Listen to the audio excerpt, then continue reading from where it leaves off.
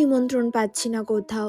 তো কি হয়েছে, আজকে অনুষ্ঠান বাড়ির মতোই দই কাতলা আমি খুব সহজে বাড়িতে বানাবো। তার জন্য কাতলা মাছ নিয়েছি, ভালো করে ধুয়ে পরিষ্কার করে নেওয়ার পরে নুন হলুদ মাখিয়ে ভালো করে মাছটা ম্যারিনেট করে নেব।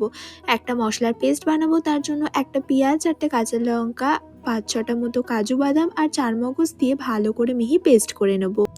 এইবার কড়াইতে বেশ কিছুটা পরিমাণে সাদা তেল গরম করে মাছগুলো একে একে ছেড়ে দেব।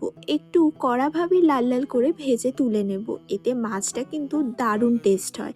মাছটা তুলে নেওয়ার পরে ওই তেলের মধ্যে দুটো শুকনো লঙ্কা ফোড়ন দেবো আর অর্ধেক পেঁয়াজ কুচি দিয়েছি। ভালোভাবে পেঁয়াজটা একটু ভেজে নেওয়ার পরে পেস্ট করে রাখা মশলাটা তার মধ্যে দিয়ে দেবো। পরিমাণ অনুযায়ী জিরের গুঁড়ো, কাশ্মীরি লঙ্কার গুঁড়ো সামান্য দিয়ে ভালোভাবে মশলাটা একটু কষিয়ে নেব। এইবার তার মধ্যে 4 চামচ পরিমাণে ফ্যাটানো টক দই, পরিমাণ অনুযায়ী নুন আর চিনি দিয়ে দেবো। এইবার সব কিছু ভালোভাবে একদম কষিয়ে নেব, যাতে খুব ভালোভাবে তেল ছেড়ে যায় মশলা থেকে। একদম কষিয়ে পুরো তেল ছেড়ে যাওয়ার পরে পরিমাণ অনুযায়ী সামান্য একটুখানি জলের ব্যবহার করব।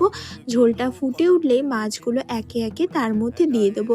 খুব বেশি ফোটানোর প্রয়োজন নেই। মাছ দেওয়ার পরে সামান্য একবার ফুটিয়ে নেওয়ার পরেই উপর থেকে ধনেপাতা কুচি ছড়িয়ে আর একটু গুঁড়ো গরম মশলা, তার সাথে বেশ কিছুটা গাওয়া ঘি ছড়িয়ে নাড়াচাড়া করে নামিয়ে নিলে রেডি হয়ে যাবে দই কাতলা। একবার অবশ্যই ট্রাই করে দেখো, কেমন লাগলো রেসিপিটা অবশ্যই জানিও কিন্তু। টাটা।